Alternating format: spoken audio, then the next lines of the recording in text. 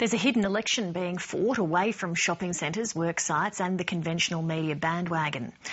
Social websites like Facebook and Twitter are on the political front line in the battle for votes.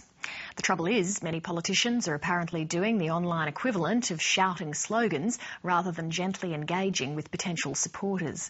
Karen Barlow reports. Australian elections don't feature great town hall public meetings anymore.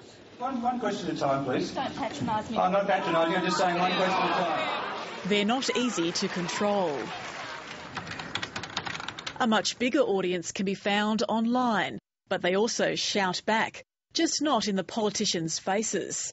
After all, this election is about you. TV, radio and newspapers still have their place in 2010. Politicians are still using mainstream media, very much so. That was the case with the Obama campaign, it was the case in the UK election. So social media is not replacing mainstream media that reaches a large audience. And while the internet is supposed to be an interactive forum, many politicians are not listening. I think they're missing a trick, to be honest, and the thing is they're using it mainly as a one-way push environment rather than engaging with the constituents. There's been a bit too much of banal campaign slogans being distributed one way.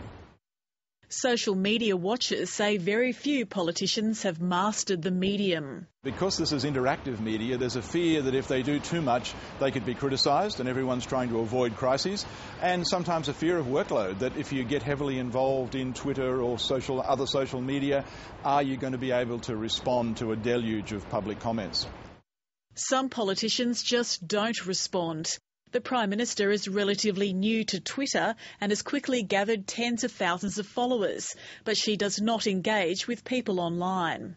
It's essentially a one-way conversation, and that's not what social media is about, and it's not what the research is showing. Research is showing that people don't want more information from politicians and government, they actually want more listening. The opposition leader appears to be neither talking nor listening on Facebook or Twitter. His Twitter account was last used on the day the election was called, and his Facebook fan page has mocking messages on it and was last updated on the 30th of June. His approach hasn't been missed by the online community. Yeah, the public is very much trying to ask questions. There was a lot of questions today to Tony Abbott around the no means no gaffe, but no responses from Tony.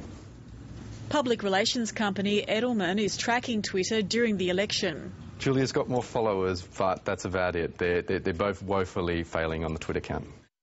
Half the Australian population is on Facebook, and the social media platform wants to help politicians use it to get their message across. So the challenge is, how do politicians inject themselves in an information stream that goes like this instead of from the top down? That's going to be an interesting challenge. Mozelle Thompson, a former US Trade Commissioner, says social media worked for Barack Obama and it can work for Australian politicians. If you'll go to BarackObama.com... He is definitely engaged in social media, that he knows what it can do and what its power is, and knows how it's used to make connections. He also is a grassroots community organizer, understands the importance of organizing people from the bottom up. In this online race, there are still votes to be won. Karen Barlow, Lateline.